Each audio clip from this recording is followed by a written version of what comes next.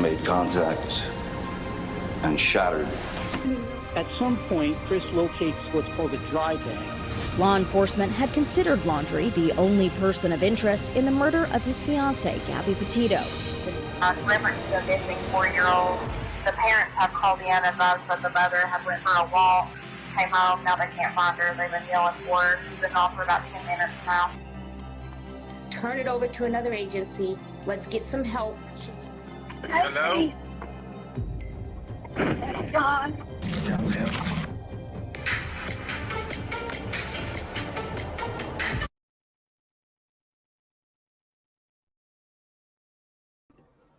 Good morning, everybody. Thank you for being here for another ATS News live stream. I said yesterday that there were no new stuff in the Quinton Simon's case. They are still looking for him, so we don't have any breaking news. But Court TV put out a segment last night. It's around 45 minutes. I was hoping that we could watch it together. I haven't watched it yet, so it would just be me reacting with you guys for the first time. And I was hoping that chat could fill me in on some of the stuff going on in the case. I know that even though there's no news segments or law enforcement statements made lately, besides this Court TV segment, but nothing from law enforcement about the case in a while. But I know that there are other things going on in the case and, protesters, all that. I haven't been watching it as closely because I've just been kind of wrapped up with the Delphi case and my Chris Watts family documentary that I'm editing. So if mods and chat, if you guys could just fill me in on some of the background stuff going on in the case in chat while I play this Court TV segment, we can talk about it all, okay? Again, thank you so much for being here. If you haven't subscribed and if you haven't liked the stream, do so right now. And I just want to thank my moderators and everyone for being here, okay? So let's get started. We love Vinny from Court TV. And good morning, Brittany and Mary, allegedly, Georgie, Cody, Jess, Linda. It's so good to see you guys. Christina, Evil CJ, Christy B, EE Caroline. Hello, everyone. Thank you so much for joining us tonight here on Closing Arguments. And you think about how a child could disappear and what could have possibly happened. In this case with baby Quinton, I see only 3 possibilities here. 3 possibilities. The first one being abduction, because I have spoken to people who've had young children abducted from their home while they slept. So it does happen. It is possible. We have seen it. We've covered those stories. Thank you, Brittany. They are rare, but they have happened. So someone could have broken into that home, maybe someone who knew there was a child in there, someone who knew baby Quinton, and took him. That is a possibility. Hi, Bobby Pin. I don't think it's the greatest possibility, but it is a possibility. Second possibility is little Quinton died accidentally, but due to someone's negligence. Similar to what a certain attorney said about a certain woman down in Central Florida when Kaylee Marie Anthony died, saying it was an accident, but someone was negligent for that accident and they covered it up, right? So if an accident happens, someone dies, the first thing you do is call 911. But is it possible that there was an accident, but maybe you were doing something you shouldn't have been doing? Maybe you're sleeping while a child is in the bathtub, or you're doing drugs while a child is in the pool, or something like that. I think that Vinny definitely, he's speaking about all the theories that we've all been talking about. And he's a former prosecutor, is that right? I know that he has legal experience. I don't know if it's prosecution or what, but he's seen stuff like this in all his career. And, even for us, even if we're not, on Court TV, I think we're all coming up with the same scenarios that he's coming up with. And again, thank you everyone for joining. I will be pausing this and kind of talking through it for fair use purposes, but I just really appreciate everyone being here. And hello, Mel Mac.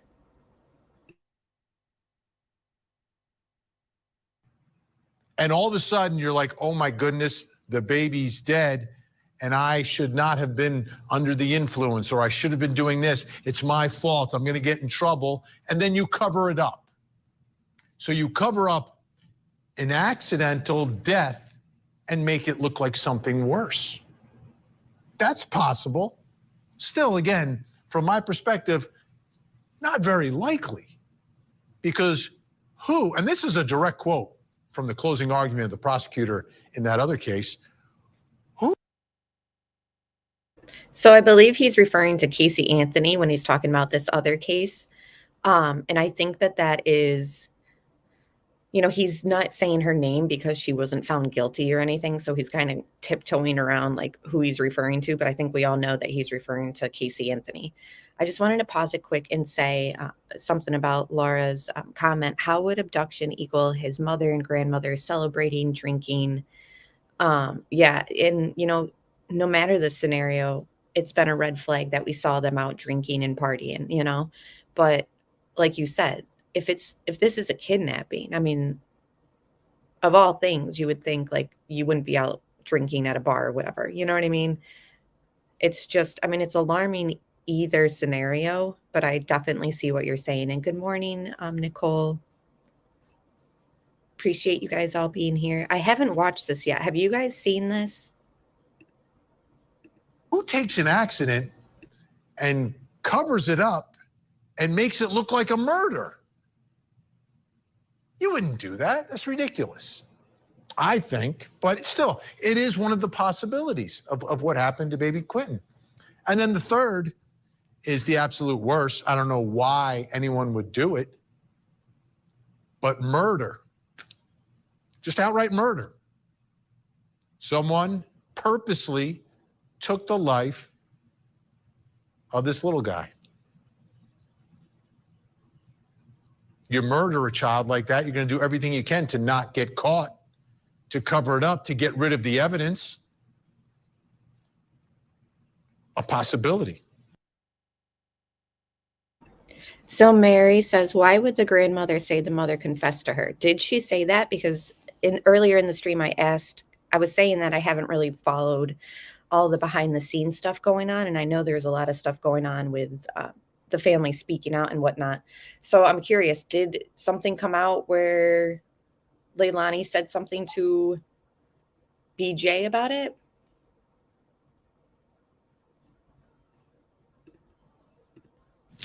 So with all those possibilities in play, if it's a stranger abduction, you have no idea. But if it's number 2 or number 3, you got to take a look at who was there. Who was in the house? And it starts with Quinton's mom, of course. And investigators have already said that she is the primary suspect in a homicide. So they suspect homicide. They suspect someone inside the house. But you also have, the grandparents are in the house. My initial reaction as a grandparent myself is that is like the last thing a grandparent would ever do, right? I have covered those stories though, where grandma is responsible for the murder of a child. I've seen that story. Unbelievably, it does happen. So it's a possibility.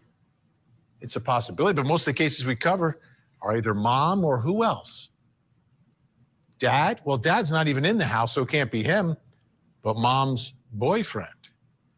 How many times have we seen that headline and seen that story? So that's someone that has to be considered. And it's like any other case. You look at the people closest to your victim.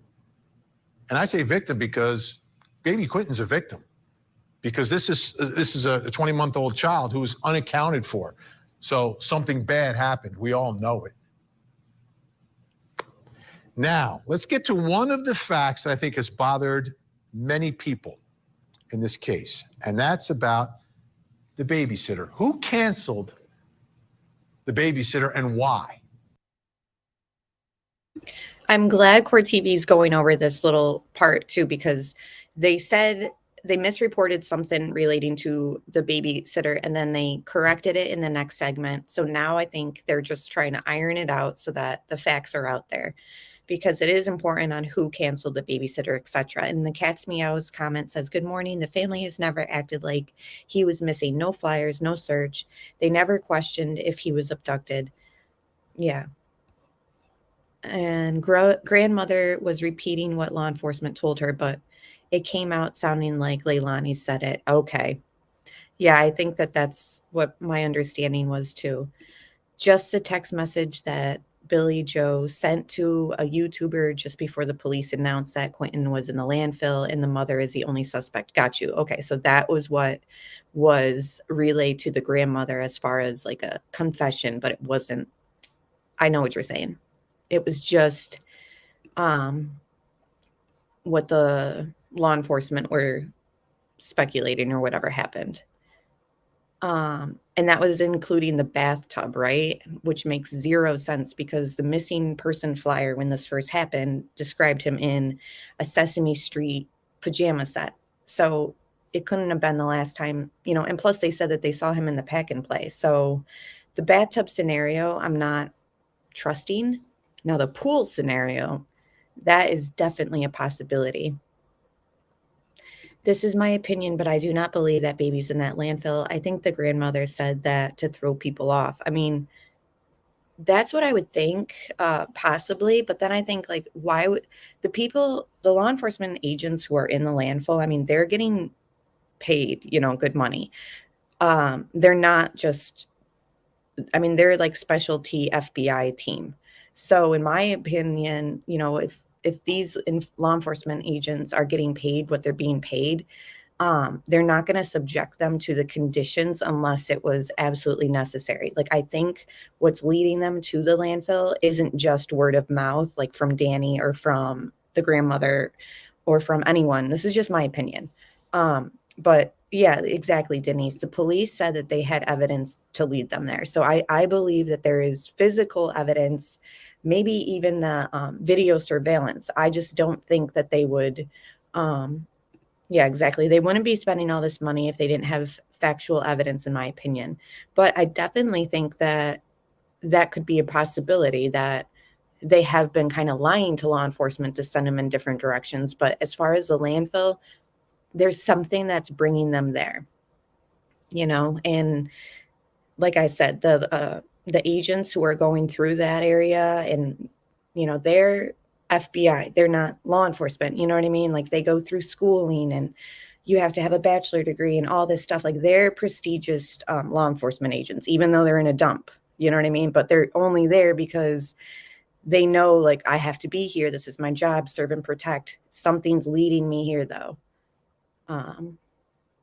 And yeah, thank you everyone again for being here. But that's just my opinion, guys. Like, you think I've gone around in my head too, like, oh geez, is he even in there? But I just ultimately think that there has to be something physical and direct that's leading them there. And good morning, Texas Tiffany. It's good to see you.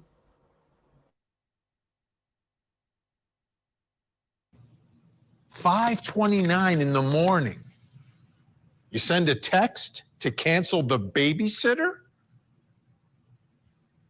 What's going on at 5:29 that you're going to cancel the babysitter that you wouldn't have known the night before? And who's awake at 5:29? Who's doing that? That's a huge question. Huge question in this case. You've got a great babysitter, very reliable, loves kids. It's been taking care of Quinton. Why would you cancel the babysitter? And I just don't know any mother who really cancels babysitters. I mean, unless the child is sick or there's just like something like, okay, yeah, we don't need a babysitter. Like, it's mothers and families, especially because Leilani was set to work. Same with Danny that day. Like, they need the babysitter, you know? And this babysitter was a prime element to make this household work. You know, like, she had them on sort of a schedule from like 5:30 to 6 in the morning at times until, you know, 4 or 5 at night. Yeah, the babysitter said she kept them when Leilani didn't work. Oh, geez, yes. I mean, she was just a huge influence on them. What's going on if the baby isn't sick? Exactly. Why would you cancel? Profiling Evil brought up a point of law enforcement searching dumpsters and maybe DNA in bottom of dumpster. I never got confirmation, and let me know if you guys know. Did they actually wheel a dumpster away? Like, did they bring it to like a forensics garage or something? I never heard about that happening, and I never saw any footage of that happening, but that would be interesting to know. I think somebody or other mentioned a very low rate of fines when looking in a landfill for human remains. Plus, they are looking for a very small little person, making it even harder to search, right? So to me, it's like they're not going to waste their time with such a low recovery rate unless there was something that they felt was solid. But that's just my opinion. And good morning, Without Borders. Good to see you. I just see a comment in chat. We don't know. Oh, okay, about the dumpsters being wheeled away and checked. Got you. Okay. I want to know what's up with Danny. There's a reason why he's not a suspect. I solely feel, and I think I expressed it in the last live stream, he cut a deal. I mean, that's just it's almost obvious, you know, like he leaves them. He went to law enforcement a few more times to speak with them, more than Leilani and the grandmother, from what I'm hearing. You guys let me know if that's accurate. You know, it's just whoever tells first. We see it all the time in crime shows and all that, you know. They get these perpetrators alone or the suspects alone, and they say, someone's going to roll on you, or they're going to lay this on you. You realize that, right? So if you got information, we can help you out. I can meet you in the middle, or, you know, you can work with the prosecution team and just tell us what you know and blah, blah, blah, blah. You guys know. But I mean, no disrespect, but in my opinion, I think it is a bad idea to be talking to a YouTuber and getting legal advice from that person. I also feel like that could jeopardize the investigation. Thoughts, anyone? I know that there's a lot of strong opinions on that aspect. I just think ultimately the fact that they're not speaking through a real lawyer is like, I'm just going to watch them trip up, basically.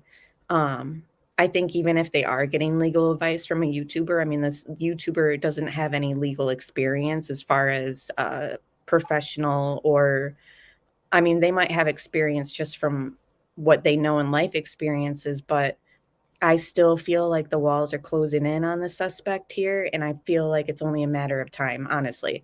So her talking to the YouTuber and the YouTuber telling them advice or publicity type advice, that to me, like, I see why people are concerned that it could impede an investigation, but I just think that these people are just going to walk themselves into a hole even more so. And everything going around them, like going on around them, like the drama, the YouTubers, people whispering in their ear and telling them to do this and say that. Like, I just don't think that it's not protecting them. So it's just adding to the ultimate inevitable aspect that I think that something's going to happen. They're going to be taken in, and it's going to have nothing. I mean, the YouTuber isn't going to save them from that. Yeah, I just think that is a bad mood. Plus, it really makes them look worse too. It kind of does. I mean, hanging stuff outside of for the YouTuber, and I'm not bashing the YouTuber. I want to make that clear. I just think that it doesn't look good. You know, like, they've hung up more advertisements for this YouTuber channel than they did for Quinton. You know what I mean? So, I mean, they call, Leilani calls 911. We heard it on the dispatch. We've played it. She thought somebody came in and took her child. So, you know, her focus should be getting that news out there and his face out there, yada, yada. Well, now they're saying we can't even enjoy our memorial for him. So you're openly admitting that he's dead. That's a problem. So exactly, cat's meow. That could be used against them too. I 100% think so. Their behavior, even if they're saying, don't respond to the protesters, just say justice for Quinton. It doesn't matter. It looks bad. You know what I mean? It just looks bad. Oh yeah, it looks terrible. It should be a big banner of Quinton only. I agree. And good morning, AV. Exactly. He's not missing. He's presumed dead, but the family's first theory in 911 call was somebody took him. So, it's like they're openly saying that that was a lie too then. You know what I mean? If they're saying now, we want to enjoy the memorial. What signs should they hang up? I don't think that hanging signs should be on their priority. Honestly.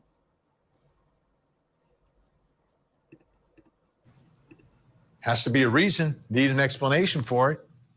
Haven't heard it yet. So finally tonight, what is the family saying? What are they? And believe me, we've covered those stories with missing children where mom, dad, grandma, grandpa, someone is coming out every day begging people to help search, begging for the public's help, doing everything to keep the story in the headlines and to keep the heat on so they can find their child. Not exactly hearing that in this case. Not seeing that in this case. Not at all. So, and I understand there's pressure. There's pressure in the neighborhood. Some people not liking this family. But I've seen it where people were questioning families, but the family kept coming out and saying, where's our child? Help us. Even the Madeleine McCann case. I mean, that's a perfect example of, remember that country that they were in when Madeleine got taken, and their law enforcement were pretty much going after Madeleine's parents, and without getting too much into people's opinions on that case, because I know that that's one where a lot of people do think the parents knew more. But it is an example of like parents who were actually, and even John Benet Ramsey, even though she wasn't like a missing child, people thought that the parents knew more, but they kept with their story and coming out and saying, like, showing the picture and just adamantly denying any involvement and just adamantly insisting that they were innocent and had nothing to do with it. So there are other cases where something happens, child's taken, and even the Madeleine McCann, I mean, that was sort of like a level of neglect. They're at some restaurant drinking and all that on vacation, and the babies are in the room sleeping by themselves, and allegedly parents were checking on them, but it's like, you weren't there, the child's taken. And even in a circumstance where they were being very judged on that opinion, Madeleine's parents still came out. Help us, help us. And eventually that child was found. All right, for those of you who are wondering what the family is saying, the family denied our requests for interviews several times. Julie Janae was in the neighborhood for a week, but Julie Janae did speak with a friend of the family who's known as Cher, doesn't really want her identity out there. For whatever reason, the heat is up on this case. People are getting threatened left and right. I don't know why everyone should be together looking for the child, but there are those issues. So here's part of what Cher, family friend, insider to the folks in baby Quinton's life, told Julia Janae. Okay, I have not seen this at all, and I did not realize that they were mentioning Cher, so I'm excited to see this. For me, of course, my radar is up with Danny. And because, from what we were told, Danny canceled the babysitter. And I have to wonder why. Is it because at 5:29 a.m. there was not 3 children to bring to the babysitter? I don't know. But I think it's fair to question. And,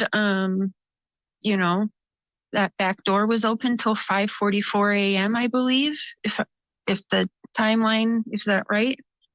Danny sent that text message at 5:29. Yeah, I mean, I think it's fair to look further into Danny. When you say the back door, is that something from surveillance footage? Is that from an alarm system, or is that just from I think it's I think it's from their alarm system. I would have to look back because it's on one of my live shows. But when Danny, the door was open. I can't remember how long, but until 5:44, the back door. And Danny sent the alarm or that text message to the babysitter at 5:29. All right, so let's take a closer look at the timeline. Okay, so I definitely see that point of view. I definitely see the, suspicion in Danny. I definitely don't think that police are just putting blinders on, like, oh, who's Danny? The mother. Like, obviously they've looked into Danny. I see the angle, basically. I see the defense. But ultimately, law enforcement has said the mother's a sole suspect. The mother's a prime suspect. She's the only one we're looking at. So they wouldn't come out and say that. They wouldn't come out and just focus on that unless they had, information, or unless Danny flipped. Like, I think we just should probably just accept the fact that Danny flipped and made a deal. Whether Danny knows more or not, he did the right thing first and said, I'll make a deal or I'll work with you guys. I'll make a deal. I know stuff. I was there. This was my involvement. This was my level of knowledge. This is my level of this or that. So I just think that it is fair. And I think we've all thought, like, okay, why did he leave? Why did he text the babysitter? And by the way, it's a text. He didn't call, and the babysitter didn't say, I heard his voice. I spoke with Danny. They canceled me. No, it was a text from his phone. We're all intelligent people. We all know that you can take somebody's phone and send a text message and people would think that it was them. So what I just think is we just need to just accept that Danny cut a deal. The walls are closing in. It is what it is. The law enforcement aren't idiots to the fact that Danny was one of the last ones to see him. I mean, he saw him in the playpen before he left. He's the last one to have seen him. But yeah, I mean, it just, he doesn't owe Leilani much because, one, they're not married. Two, she's they haven't even been together that long. You know what I mean? So it's like, it's very early in a relationship and bond for law enforcement to kind of get between them and say, they're about to pin this on you. So you might want to just work with us. If he cut a deal, there would be an arrest. Not necessarily. I mean, they'd be building a case. And he would be a key element to that case, which is why he's not living with them anymore. He's probably working with a legal team and they're building it. They do have a child together, yes, but that it's a newborn. And yeah, I mean, I just don't think, like, ultimately he's probably going to take custody of that child. She's going to go to jail. And good morning, Jesse. Thank you for being here.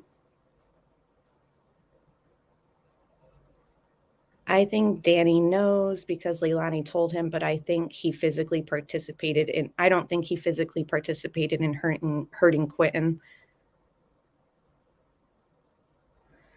And the thing about the back door being open, I mean, that just kind of leads me to think of a pool accident. Like, that doesn't make me think, oh, somebody came and took him. Someone came through the back door. Who would that be? It would have to be someone very close to the family who knew that the back door was open, who knew that the surveillance video didn't work in the back because of construction. She already tried to pin it on her ex, who is Quinton's biological father, who doesn't even live in the area, and he was quickly ruled out. So, her stories are just falling apart. And I do see why everyone's like, what about Danny? We need to focus on Danny and don't put this all on her. It sounds like Danny is putting it on her, and whatever involvement Danny did have will be excused while he works with the prosecution team and builds a case. So, yeah, and they don't have to arrest until the DA is ready to charge. Exactly. because once they make the arrest, it's got to be solid. So just because Danny says, I know this, I know that, I'll work with you, I'll be there when we go to trial, just because he's given them all this information and he's being protective doesn't mean that they're not going to make an arrest. You know what I mean? Just because they just have to build the case. And Danny and his knowledge is a key element. And they probably said, you're going to go down for this too, or they're going to turn on you and you'll be our prime suspect, you know? So it's just obvious like that whoever makes the deal first gets saved. From the morning, baby Quinton went missing. Again, we get right back to that babysitter. 5:29, texts were sent to the babysitter saying no services needed for Quinton that day. And I think Shara has a good question. Why? Why? Why are they not needed? And who is? Exactly. Even Vinny says, okay, well, that's a fair question for Cher to kind of be wondering why. But it's just obvious in a way. Imagine if this is not true in any way. Danny brought him outside and did horrible things and tells police Leilani did it, then let him go. They let him leave, his word alone. They must have more than just his word, in my opinion. But yeah, I mean, that would definitely be crappy if Danny's the one that did everything. But then why didn't Leilani flip on him first? You know what I mean? Like there has to be more than just Danny's word that Leilani did XYZ. Like, you know what I mean? They have to have other things that are adding to that.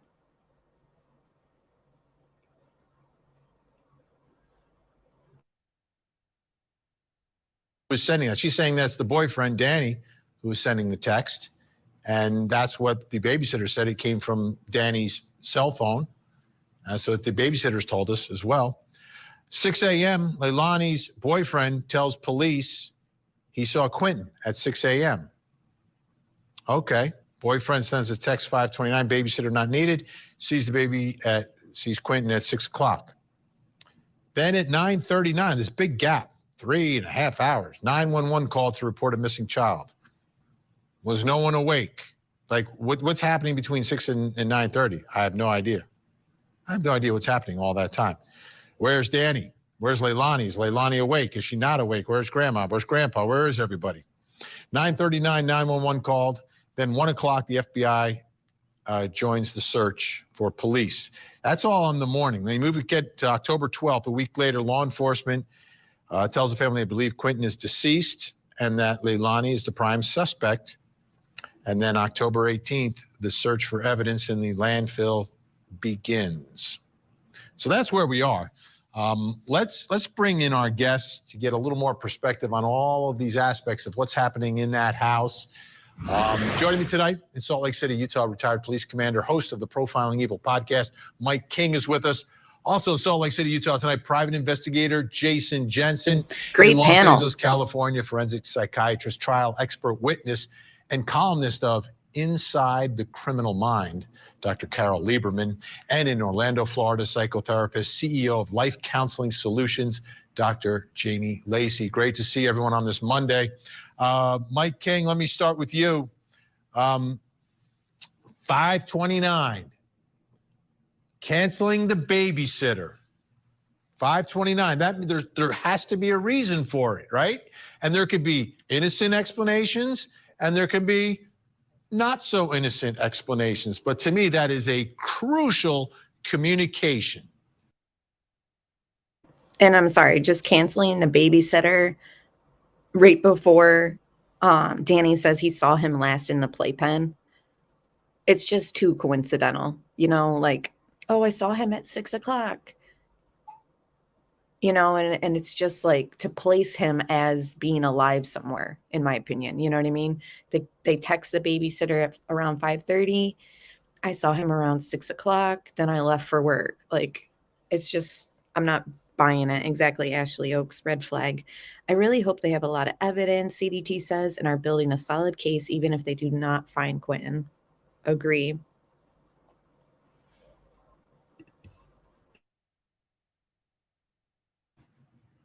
Absolutely. And this thing is going to get really interesting as we find out more about that period of time when the back door was open, if there was any imagery captured from neighbors' ring cameras or other kinds of doorbell cameras, and whatever imagery they might have at the house there. We've seen in other cases where the family actually has had their own imagery that impeaches them or helps them. But that 529 call, there are indications out there that those texts normally come from the boyfriend's phone, that oftentimes that Leilani is the author of those on his phone. So this one's going to boil down to testimony, and it's going to boil down to precipitating and preceding kinds of events. What do they do normally when they make these kinds of notifications? Is it Yeah, excuse me. It's going to come down to testimonies, like he's saying, and just think about public appearances. You know, Danny's hiding. He's staying very quiet. He isn't out there on YouTube. He isn't out there doing this or that. And then you see the mother's actions, and she's going out to bars, and she's promoting YouTubers more than she's promoting justice for her son, who apparently was taken. And again, when I keep saying that he was taken, that was Leilani's 911 call. So I'm sticking, if she's changing her stories, then even more examples of why her behavior is suspicious, you know? So it's not helping the family to be out in the forefront, in my opinion. Look at Danny. He's, you know, being protected by public scrutiny and all that by not even being there for anyone to judge. And good morning, Alex Erickson. It's so good to see you. Thank you. I appreciate your support. And good morning, everyone else who has joined us. If you haven't hit the like button, it's free to do and much appreciated. Normal to make a notification at 5:29 in the morning, because I don't think that babysitter starts that early in the daytime. So that's really interesting. And then what's happening with that 6 o'clock and having these hard times? Is that the normal time he goes to work, or is that something that's outside of the norm? And that's the thing too, like he just said, you know, is the babysitter even up that early? Like if it was just an innocent, like, we're not going to need you today, why would they text that early? You know what I mean? Like just text around like 6 like he's saying. And I'm reading CDT's comment. Mike Keene apparently has not listened to the babysitter. She said she does start early. Oh yeah, she did say sometimes she was even there at 5:30, 6 a.m. Thanks for reminding us. The dogs hit at the landfill? When? I didn't hear that. I thought that they took the dogs out or something.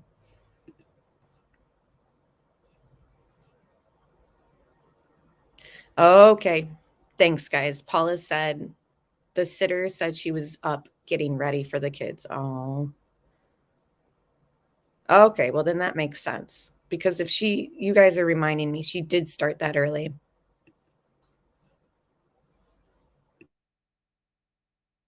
And so as we start looking at these things, it helps us kind of move from, okay, that's possible, to maybe more improbable, it just doesn't fit, and starts putting across an opinion or a feeling that this thing might be staged. Jason Jensen, I'm thinking about I love these possibility pics. number one that I talked about, an abduction. So if the back door is open, okay, abduction. But the problem is that at 5:29, you're saying the babysitter's not needed. So if the abduction, if you have an abduction window to 5:44 a.m., to me, that's impossible, because it seems like someone's awake because they just texted at 5:29. So the abduction would have to take place before 5:29. But if it took place before 5:29, I don't think it'd be a text, we don't need a babysitter. I think it would be a phone call to 911, my child is missing. Right, Benny. It's very interesting that they're saying that the door was left open for such a duration of time. The question is whether that's normal, just like what Mike was saying. Is it normal for the door to be open? Is the boyfriend removing items to his vehicle for purposes of work, you know, tools and the like? Or is it out of character for that door to be open? And, you know, was to say that someone didn't manage to get into the home during that period of time, and then the abduction occurred thereafter, after the boyfriend leaves for work. So back to your question earlier, Vinny, about what takes place between 6 a.m. and 9:39, are there other things that are happening, like others leaving, and the door opening and closing in the normal course of the day? And is there one door opening that's unaccounted for? Dr. Carol Lieberman, here's the part. We were just showing some videos from TikTok of little baby Quinton. I don't, like, you look at those, look at this guy. Would you look at this? I mean, where inside a criminal mind could anyone come up with any reason to do anything other than love that child? Yes, he's adorable. It's really sad to think that someone could purposefully have done harm to him. Of course, there is the theory, the grandmother's call to the little boys, to Quinton's father, saying that her theory was that Leilani and Danny were getting high and they weren't watching, and Quinton drowned in the bathtub or something. That's one theory. One of the things I've been thinking about, because there have been a lot of mysterious things happening, not just Quinton disappearing, but, the Quinton's father, Bubba, his mother died just in this past week or so, and his father was run over by a hit and run. A lot of strange things, are happening. And I'm wondering if it could be, I know I'm kind of going out on a limb, but it's so hard to explain these things. Certainly the family was very much into drugs. Could this somehow have to do with some kind of a drug buying gone bad, or something, taking the baby in revenge for not having paid for drugs, or just...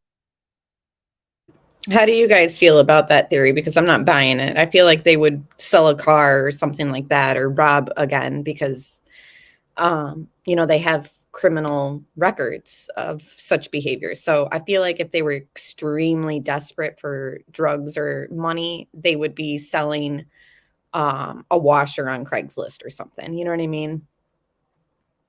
Yeah, people are not buying that one. Usually this lady has really good insight. But yeah, no one's buying that theory. Not in this case. In other cases, maybe. But not here. I mean, she wasn't even paying rent.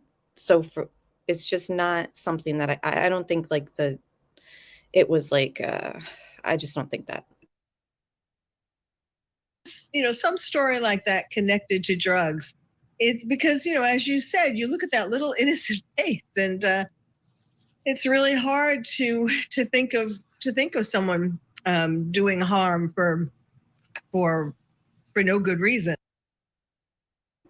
I don't know. How are you guys feeling about the theory that, they were harming him? Like, I feel like it was more of like a neglect. They were doing their business, whether it was drugs or whatever, but they weren't watching him, or he went out to the pool with the back door open and they weren't watching him because they were busy doing their drugs, or he got into their drugs. Like, I'm leaning towards something like that more than I'm leaning towards they physically beat him and stuff like that. But seeing how cold the mother is on camera and stuff like that, I wouldn't put it past her. But Mystified says on the fence still on that. Me too. Agree. As of now, I think an accident due to neglect and cover up. Yeah. Quinton sitting on the bed is my favorite pick. He's so cute. Billy Joe enables her daughter. Okay, drugs do play a part, but not in the way she's saying. I agree. Amber, drugs and neglect. So sad. Yeah, I feel it's high on drugs and an accident. Good morning, allegedly, Brittany. You are so awesome. Thank you so much for that.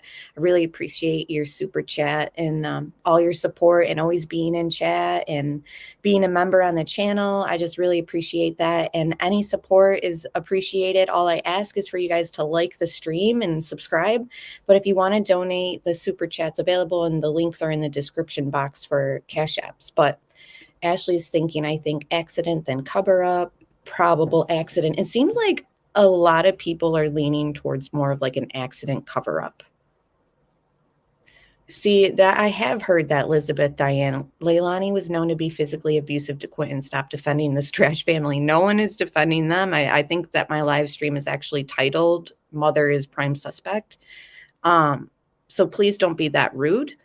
However, I was under the impression everything talking about them being physically abused was hearsay, and that there was no confirmation on that or proof. If I'm wrong, let me know. Okay, even chat's wondering, says who, confirmed by who. So if you could point us in the direction of some evidence there. Because honestly, the two dads that came out and spoke, two of the three dads didn't really think that she was physically abusive. One of those interviews are actually on Justice for All's channel. And he said that he always thought that the mother was loving. But either way, and good morning, Connie. It's good to see you. Either way, everything is on the table still, guys. So your opinions and your theories are all considered. And those watching on replay, let me know your thoughts as well. And, everything's got to be considered since we don't have the evidence of, the cause and manner of death, etc. Or, even him. Yeah, some people do think that Leilani was high and snapped, and that's totally possible. Actually, I'll share that later this week. I think she lost her temper with Quinton, in my opinion. And that's easy to do with a toddler as far as, if they're getting into something and you're telling them no, or they're climbing and, they're just being curious and they're like at a stage where like you can't really like discipline them. Maybe like just time out or something, you know what I mean? Because they're just so young at that point. So it could definitely be she snapped and hurt him. I'm not saying that that's not a possibility. I just don't think that there's been like proof beyond just hearsay. Sorry, do think it was an accident, but not due to neglect in the moment, due to abuse. Yeah, there's like so many examples of neglect. It could be so many different things going on, but it ultimately comes down to neglect. The parents weren't doing what they should have been doing, and now they're covering it up, or the parents didn't have the patience and did something wrong, and now they're covering up. Okay, so there is no actual proof on abuse besides what, just rumors or something, or the YouTubers have come out with those rumors. And when I say YouTubers, I mean the ones outside the home screaming. I've heard them say, like when I've popped in the live streams, like this community is guilty of seeing this abuse on these children, and then all of a sudden they like praise the community for putting up with them or something. I don't know. It's just very strange. Oh, thank you so much, Alex. Yeah, all I really wear is Adidas when it comes to athletic wear. I don't know why. Maybe it's because it's like my name, and I just like 3 stripes. Okay, guys, let's carry on because this segment is longer. Dr. Janie Lacey, I've covered the story so many times of the child is harmed not by mom or dad, but sometimes by like mom's boyfriend. I'm not saying that's what happened here, but as we look at the dynamics of this. That's a good point, allegedly. Wait, no reports of abuse, but custody is granted to grandma. Makes it sound like there was. It does. I mean, we don't know the details behind that. I believe one of the ex-boyfriends said that was related to like drugs or drug charge that Leilani had, and then they got taken away. But again, I don't know that 100%.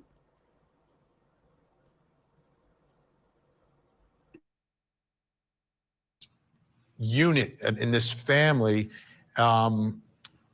he is the last one apparently to see baby Quinton alive. That's what we understand. His statement to police is at 6 a.m. he saw baby Quinton alive. This is a half hour after canceling the babysitter. To me, that is very, very significant, important, and he may be the most important person in all of this if he's the one making those statements. When we consider the dynamics, and you did say dynamics, and we're looking at the people who had access to this beautiful young child, and those that had the last access, and you think about they're either going to be in one or two states right now. They're not wanting to be found out, so they're going to act as normal as possible when we get inside that criminal mind. Or if they truly don't know what has happened, then we're going to see more anguish. We're going to see some of the more typical responses.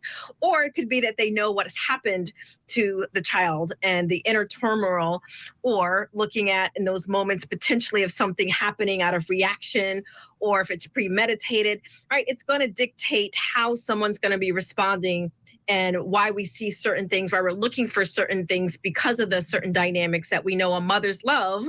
When we look at it from a normal standpoint, there's going to be high attachment. There is going to be a certain level of intuitive nature and being connected with that child. But if there are other things that are interfering with that, as we've already heard some of the other panelists mention, drug use or high volatile relationships and the child being in the way. I mean, there's so many possibilities, as you mentioned, but narrowing it down to those three, I think we can all focus pretty much on who has had access to that child. Absolutely. I mean, and those pictures, I don't get tired of looking at them, but it's incredibly tragic because something terrible has happened to Quinton. All right, our panelists are staying with us for the hour. When we come back, we're going to talk about relations and dynamics, the dynamics between Quinton's mother and grandmother. What exactly is going on there? Plus, coming up next hour.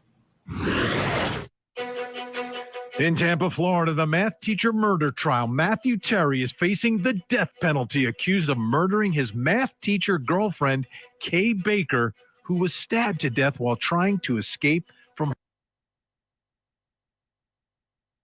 Leilani and licensed everything.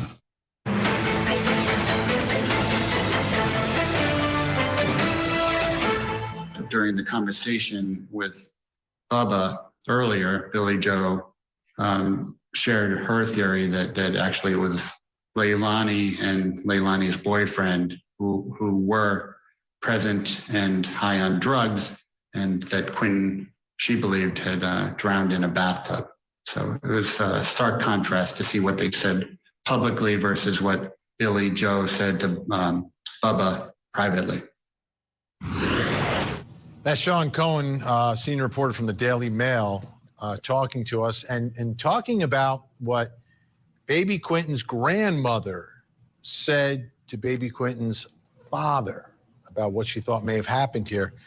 May tell us a lot about what exactly is going on in that home and what grandma thinks of Leilani, her own daughter, you know, Quinton's mom. Let's take a listen to more of Julia Janae's conversation with Cher. Again, Cher is a family friend of the folks in Quinton's life, Quinton's mother, grandmother, everyone in that house. Let's see what she has to say about this dynamic. Yeah, I think people are not.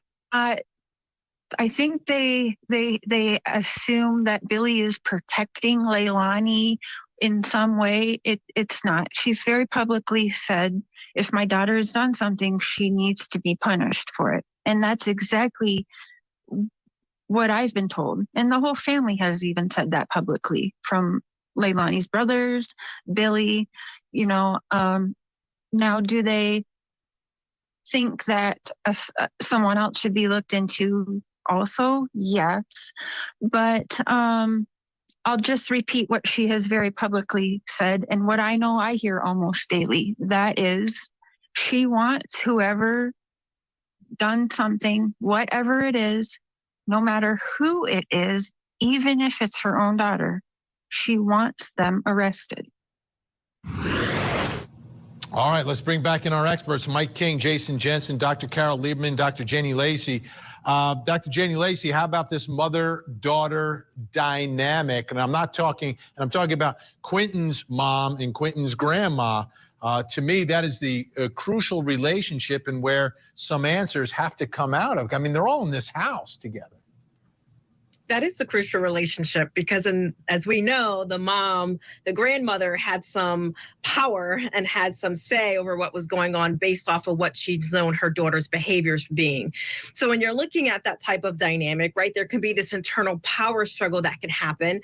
And with some of the toxic dynamics that we do know, that can include manipulation. I mean, it can include so many things, especially what's being reported as far as being evicted from the home, right? That can be demonstrated as another power move, which can also make someone from an emotional state react in a very maybe not the healthiest way. So I do believe when we look at that family dynamic, the mother and that daughter relationship is a very important one, because then we'll understand how poor little Quinton may have been either a pawn or been used to kind of be in that power struggle, which we often see in these types of family dynamics.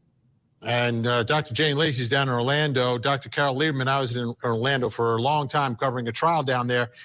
Same type of dynamics we're talking about. Kaylee Marie Anthony's grandmother, during the death penalty trial of her daughter, from my perspective, was doing everything she could to protect her daughter during that trial. Talk about this difficult position of being the mother, potentially, of your grandchild's killer. Potentially. That conflict that a grandparent would go through.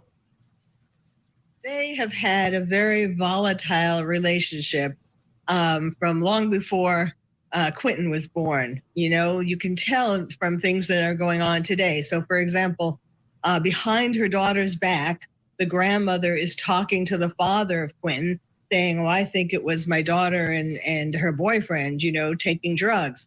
On the other hand, the mother and daughter were, when the police were looking for Quinton, were drinking together at a bar, you know, all buddy. I think it's been like that for their life, you know, that it's been too close in a sense and too far apart. It's been this very confusing dynamic for Leilani, and you know, very difficult. And you know, the mother has a rap sheet, the grandmother has a rap sheet and so on. You know, she has 3 children, to my knowledge, and, you know, Leilani and 2 boys. And all of them have gotten in trouble with the law, including the grandmother, who's had 18 arrests. So, of course, it's going to be up and down and over and under in that family. Jason Jensen, I want you to take a look with me here what the Chatham County Sheriff's Office has said about the latest in the landfill search. After thousands of hours of investigating and gathering evidence, everything still points to Quinton being recovered in the landfill and his mother, Leilani Simon, as the primary suspect in his death and disappearance. We spent 2 weeks digging through thousands of tons of garbage. We knew going into this landfill search, the odds of recovering Quinton's remains were low. Most landfill searches do not end in a recovery due to many factors, including volume of trash to search and compression of the debris. However, we stay focused.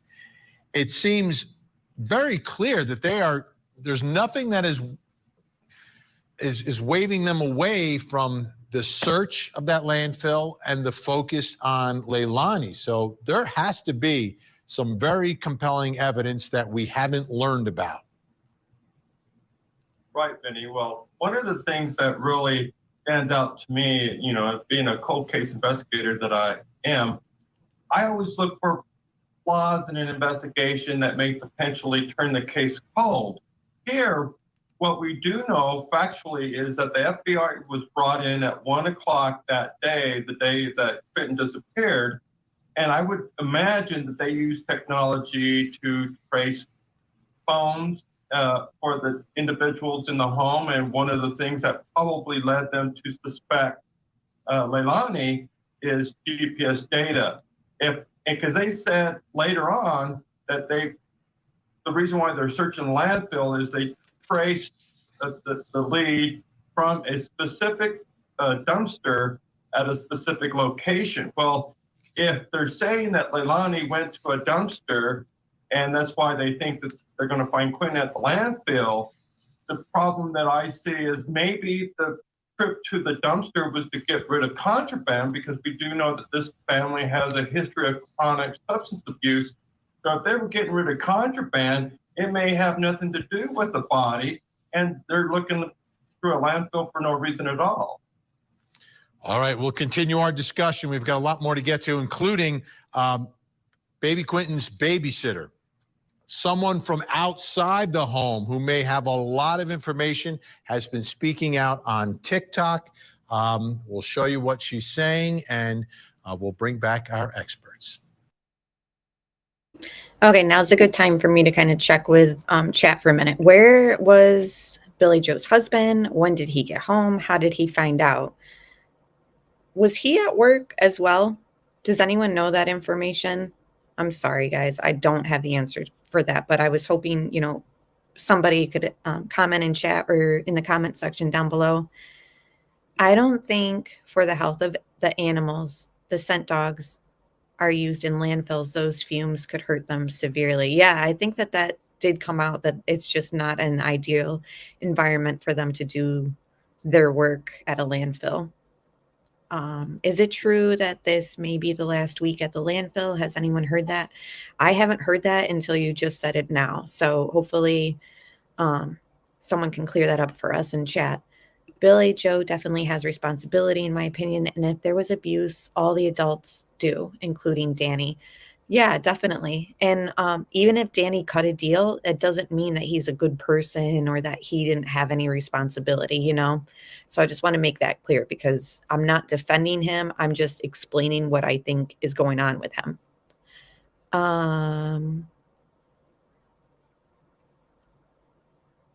We understand that Billy Joe was not there. The issue is she had custody and left them with Leilani. Now Quinton is gone. Yeah, I mean, ultimately, that is what it comes down to.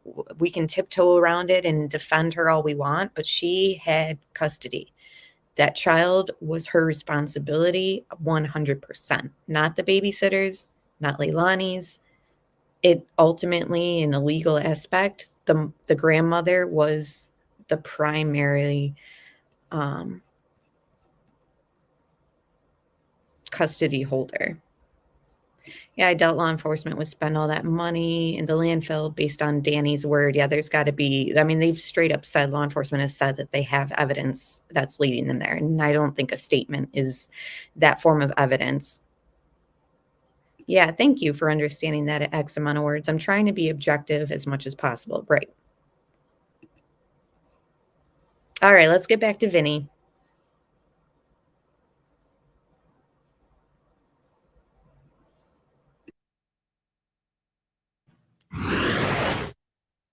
So I don't know if they hit him or not.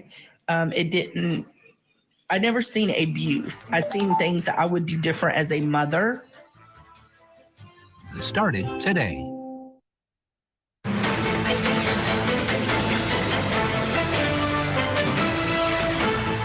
I don't understand really what is going on, why she's not been arrested. But all we can do is keep praying. As of now, we do know from what they're saying that he's not alive. That's little Quinton's babysitter right across the street. I mean, they live in the same block as baby Quinton did, but they're wondering why Leilani, baby Quinton's mother, has not been arrested. Let's bring back in our guests, Mike King, Jason Jensen, Dr. Carol Lieberman, Dr. Janie Lacey. Mike King, can we answer that question? I mean, they've got enough evidence against her to think that she's the prime suspect, enough evidence to say they believe baby Quinton's in that landfill. Why no arrest yet? I think the big answer is that they want to find a body. They want to attach that body so they're not going on a completely circumstantial case. They clearly have focused in on mom. But what I find out, I investigated a lot of these death investigations, a lot of missing kids over my career. And one of the things that I learned early on, and I think I was trained by some really good homicide investigators, is sometimes we get wrapped around the axles on all the stuff we're hearing, and we're not focusing on what's not being said. And so I look back at this case, Vinny, and I think there's a couple things that are not being said. Again, we talked about it a little bit on the show tonight, but that's there's a couple of hours that they're either out by the pool partying or doing something, but that back door is open and there's some activity going on. Could it be that it's activity moving and getting rid of evidence or staging a scene to look like something different? But there's not a lot being said about that. We have that text message. We have the boyfriend leaving for work. What happened to the boyfriend? Why isn't he there supporting Leilani and being a part of all this? That's what's not being said to me, and makes me wonder if there's something that's been said in discussions with law enforcement. If she's made admissions, he's made admissions, not confessions necessarily, but things that might lead up to this thing. We're not talking much about the fact that they went back and they checked that swimming pool out. There's a reason they did that. Was it? And we discussed that. I mean, from the first live stream I did on the case, they got a warrant, a court warrant for that swimming pool. A dog, a cadaver dog, could smell even if a body's been removed, from my understanding, that maybe there was a body in the pool prior. If I'm wrong there, you guys let me know. I know that they can definitely smell like when the body's in the water, but can they smell if it was removed? You guys let me know your opinions and thoughts. That the child, when somebody...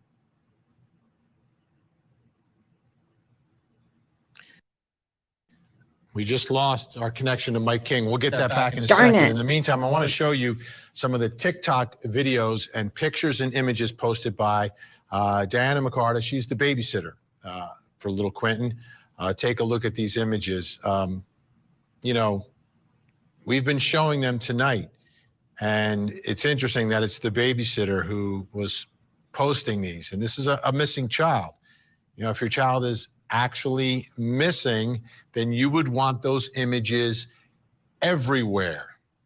And in today's world, with TikTok, Facebook, Instagram, Twitter, everything else that exists, you could get that image everywhere if you were trying.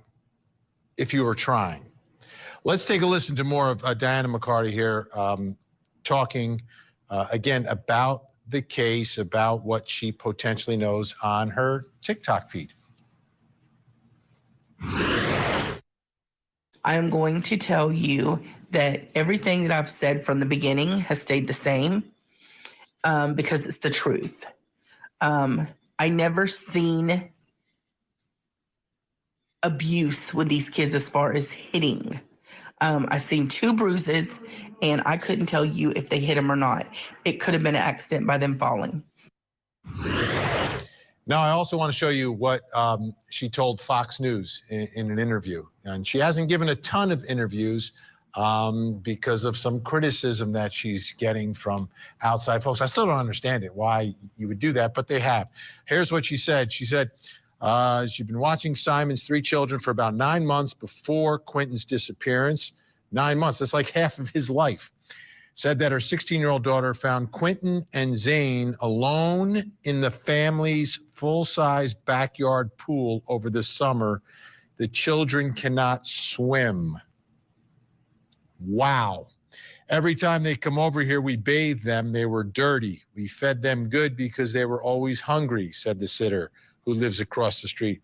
Definitely, there was neglect there.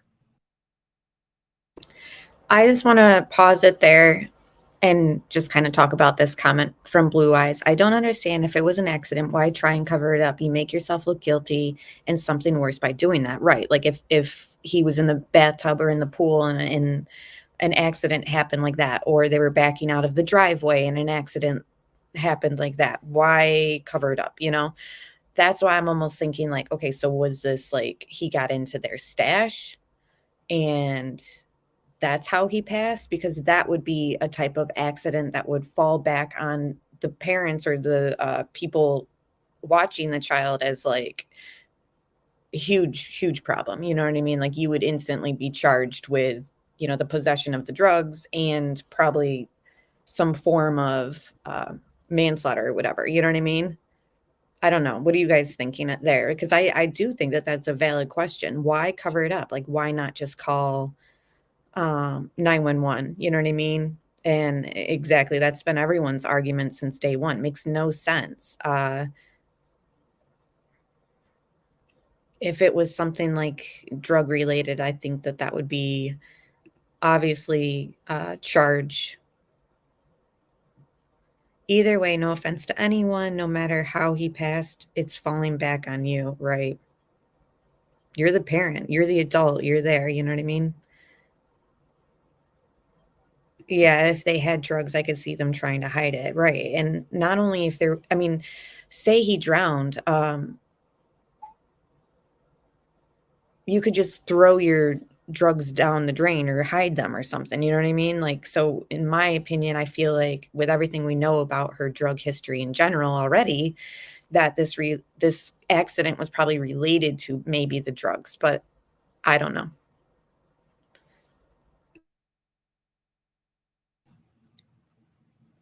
Okay, and I understand, people have access to different things, but when it comes to taking care of a child and watching a child and keeping a child fed and clean, those are top priorities, regardless of where you are in life.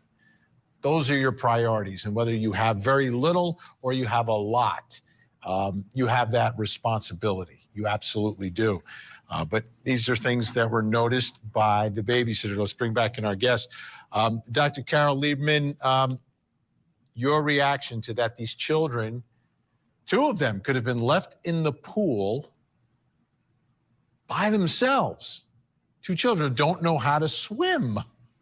It's unbelievable. It's almost as though she was hoping that they would disappear, Obviously, when she was taking drugs, that was her primary interest. It's if the door was open, I mean, I guess theoretically that's one thing that could have happened, that he walked into the pool by himself. But it's like she was just tempting fate, in not taking better care of the children. It's terrible. I mean,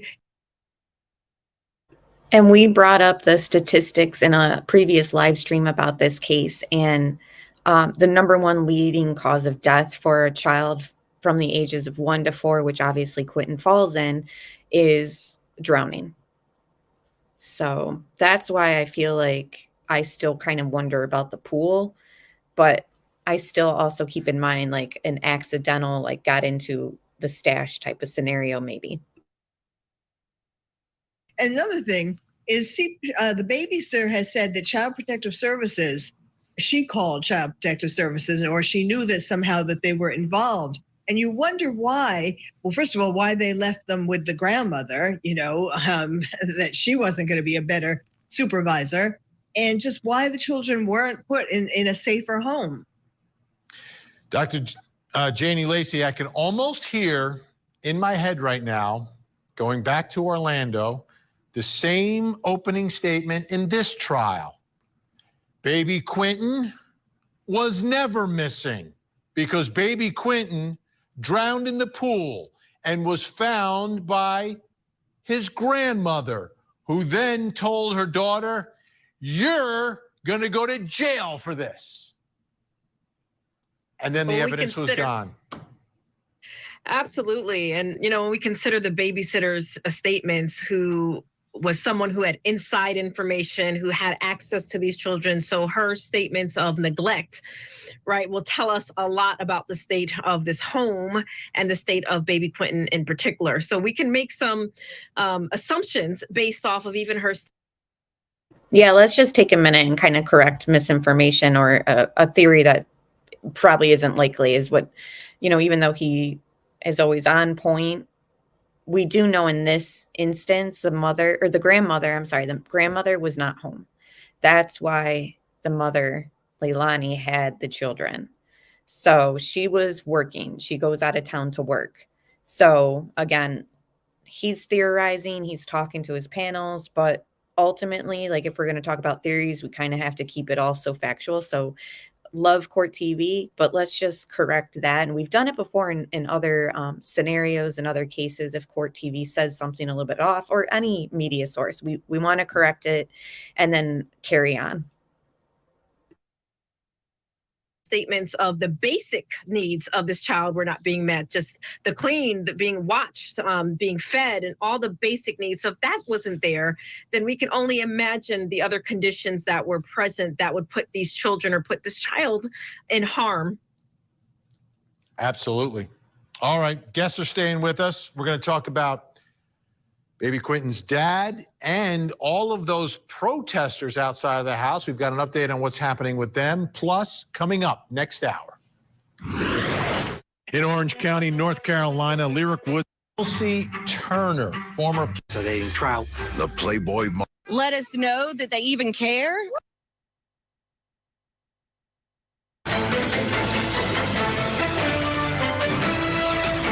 Basically nothing. I mean, they haven't came out, said anything. They hide behind the fence. You know, they just pull out. They don't try to, you know, let us know that they even care. I mean, you know, as a mom, I think that if this happened to me, knock on wood, I would hope that it wouldn't. I would come out and say something, you know, can y'all help me find my kids? You know, but you're not. You're going to Tabby and you're drinking and you're partying. Like, what are you doing? What is going on here? Where's the FBI? Where's Secret Service? Somebody needs to find this baby and lock her up. Lock them all up because the grandma had custody. She just said Secret Service. I'm just looking through chat, and yeah, why was the camera off? And it's like way too convenient. You know, the camera's unplugged, the backdoor camera of all cameras. Like, come on.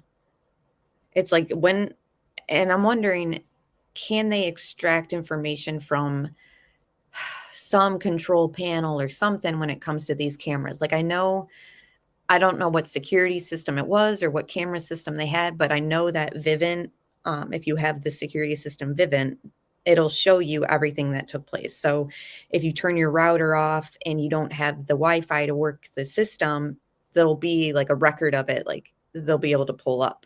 So I don't know if this is just like a baby camera or whatever that they had from Walmart or Amazon or something, or was this like a real security system that would have like some sort of metadata to show like it was unplugged at this time.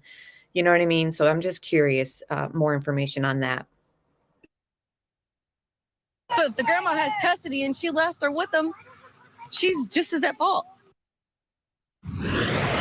One of the many protesters who were outside baby Quinton's house, well, now they could get locked up if they continue protesting because some new enforcement of some longstanding local ordinances now down there in Chatham County, Georgia. Take a look.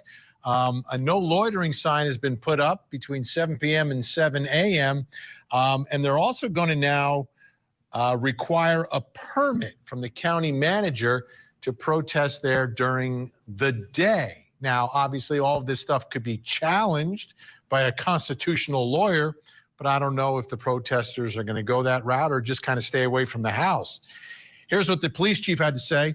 The behavior of many YouTubers and people calling themselves protesters has gone beyond anything acceptable in a civil society. We have to return the neighborhood back to the residents. It is their neighborhood.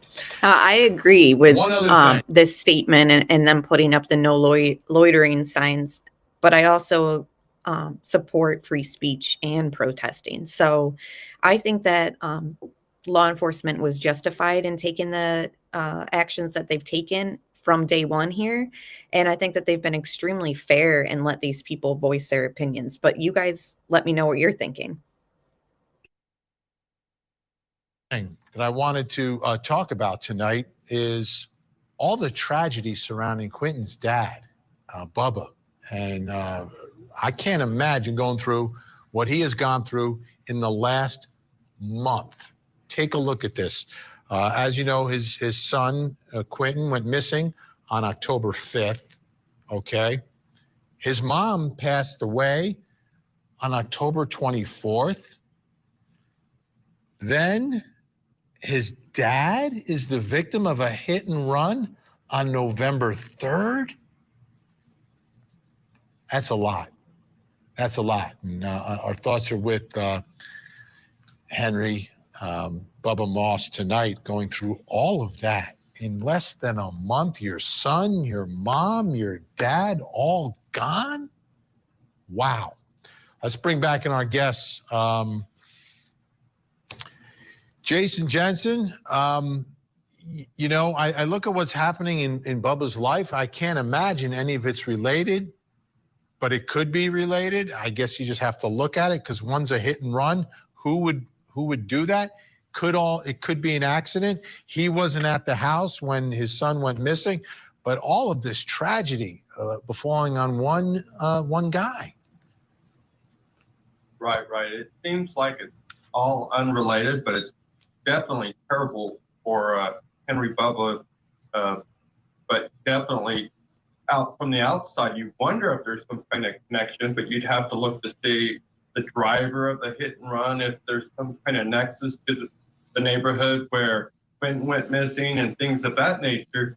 But short of that, it's like, wow, this poor guy's gone through a lot of fun. Absolutely. Mike King, you know, the protesters making a lot of noise, putting a little pressure on the family, but it became too much for the neighborhood, and law enforcement is going to try to push them out. Do you think this story dies down? I don't think so, Vinny, and I'm right with the police chief and his comments. I thought they were dead on. The neighborhood shouldn't have to endure that kind of malarkey. Civilized was a great term to use. And I want to give these folks the benefit of the doubt that emotionally they really want to see something happen. But keeping 50 police officers at that scene, because that's how many times police have responded to that scene because of these protesters getting out of hand. I'd much rather see those 50 cops out following leads and trying to solve this case. And I think we need to do a better job, especially in the YouTube community or in social media, of taking a little higher road. Absolutely. And I 100% agree with everything Mike King just said. Like, ultimately, we know that the YouTubers out there want answers, and this case is very emotionally charged on so many different levels. Obviously, with him being a helpless, innocent 20-month-old, you know, that obviously elevates everyone's emotions and anger. I do want to say also, though, and I hope that you guys don't come at me for this, but as subscribers and as viewers of these channels, like, I think that there is also an element of people want, like, to see what's going on. Like, so they'll encourage it because they just want to know, like, they want to tune in and be like, what's going on at this suspect's house? You know what I mean? So they are feeding, like, the YouTubers doing this continuously and dragging it out for a while. I mean, it's one thing to go there for a little bit, but, you know, I just feel like on some level, like, we kind of have to just remember, like, we can't just worry about being entertained for the day. You know, like, there'll be times where I'll ask Kelly, are you going live today? Because I just want to listen to something, like, while I'm doing, like, my cleaning or something like that. And it's a little bit different when, like, you step into, like, the scene of, like, the crime area and you're there, like, reporting it. It's like, great. I love seeing that. And, like, the media does it all the time. But I think that there is a level of subscribers and viewers who forget that this is, like, an open investigation and just let the police do what they want. And, like, we don't have to lean on these channels to entertain us, like, through the process, like, every single day. I'm not saying, like, don't do this type of stuff, but I'm just saying, like, we got to remember, like, everything is good in moderation. And I think even stuff like this, yeah, Stephanie, perfect. People love drama. And I mean that with 100% respect to all of you guys who view our channels and are active in the true crime community. But I just think that people do need to realize that, like, there is a level of, you know, what we could encourage and should encourage. And we can make a difference in these cases by actually, you don't even have to be there to go do that. Because then we had, like, a clown showing up, and it was like, I'm not going to lie, I did kind of giggle when I'm watching, like, certain things, and I'm like, oh, wow, there's a clown there. And again, I'm disgusted by Leilani and the family. So I see the outrage. It's just very hard to kind of navigate this topic, but I do think that we should remember, like, exactly, Texas Tiffany said, I agree, subs and members have responsibility in this as well for feeding the frenzy, right? And you know, when you guys encourage me and when you guys like my stream, it motivates me to keep doing content for you guys and to do more research for you guys. And that's why I say, like, you know, donate to the channel, and it supports the research, because like donating and liking our streams obviously gets our message out there, and it drives the creator to keep up with it, which is the same level for other things too. Like if you guys keep if you're not responsible, I guess, in feeding the frenzy, that it can spiral out of control. And yeah, Quinton deserves some peace, in my opinion, right? And this isn't speeding up justice, you know what I mean? Yeah, I do like drama. I mean, I grew up watching Maury, but I encourage people to be on Quinton's side only. I do not like the protesters, and I do not like the family. And you know, it's like Quinton gets lost in it all. You know what I mean? Like I end up tuning in to what little bit of these streams I see, and I'm just like, I think we're like forgetting that there's a victim here. Like it's all about like, you know, I don't even have to explain it much further. All right, let's finish this up though. But I appreciate you guys kind of letting me vent a little bit there, and I hope you understand where I'm coming from. You know, there's a lot that can be done and has been done by talking about a story, keeping it in the headlines, and garnering the interest. It's the same thing that you can do on television, which is let people know there's a missing child. If you saw something, say something, come forward. We've seen podcasts that have taken cold cases and turned them into warm cases, hot cases, and arrests and cases being solved. So I'm right with you there, Mike King. Big thank you to everyone tonight. What a great job. Dr. Janie Lacey, Dr. Carol Lieberman, Jason Jensen, Mike King. Your insight is amazing, and I know your time is valuable, so we appreciate it, and we'll see you all very, very soon. Are you still wearing enough layers to insulate Alaska?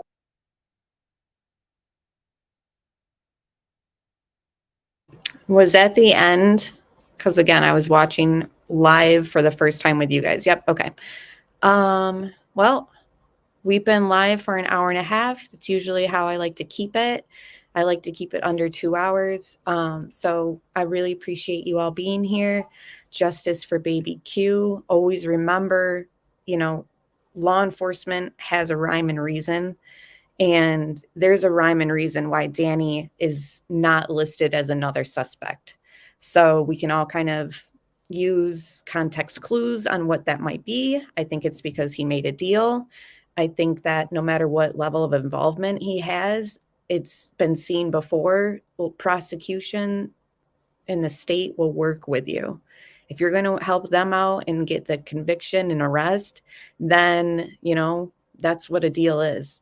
So not saying he's a good person, not saying he's a horrible person. I don't know anything more than he was actually the last person to see Quinton at 6 a.m. in the pack and play. So it is what it is. We will continue to follow this, and we will continue to pray that they find him and that they can lay him to rest in a proper manner. And it's just it's a very hard case to cover, honestly, guys, but I really appreciate you all being here and being as like a support for instances like this. Like we see it in headlines, and it's good that we have like a place where we can kind of decompress and try and understand, even though we always end our streams like never understanding how this could have happened or why it happens. But if anyone, one of my mods are going live, please say so in the comment section, or in the chat right now. And obviously we will direct our chat to your live streams. And I know some of my moderators have channels. So if you haven't been subscribed to CDT, Alex Erickson, please do so. And I appreciate all my moderators, all of you guys being here. Thank you very much. people on replay, thank you. And, let me know your thoughts. I will continue to keep the conversation going down below in the comment section. So I will talk to you guys very soon. I believe, thank you, Cats Meow. I believe CDT is going live on Debbie Collier. She mentioned it yesterday. So is that StreamYard is slow, so I don't see the comments as quick here. And hello, Marshall Dove. It's good to see you. And thank you, everyone, for being here. Yeah, give me a like as you're leaving. Just waiting. Okay, Alex says, I am at 10 going over Summer Wells stuff. I was ugly crying this morning watching summer videos. It's very... I want answers on that case. What is going on? Don is out of jail. We still don't know where Summer is. CDT said, if I do, it'll be late afternoon. The kids have a half day today. Well, that's going to affect my day too. I like listening to you guys while I walk and all that. So either way, I'll see you guys around the community, and check back here or on my community page. I'm editing a Chris Watts family documentary behind the scenes, and I've got other things coming out as well. And we'll keep following the cases that are highlighted on my channel. So many more discussions to be had, I'm sure. So I'll see you all soon, okay?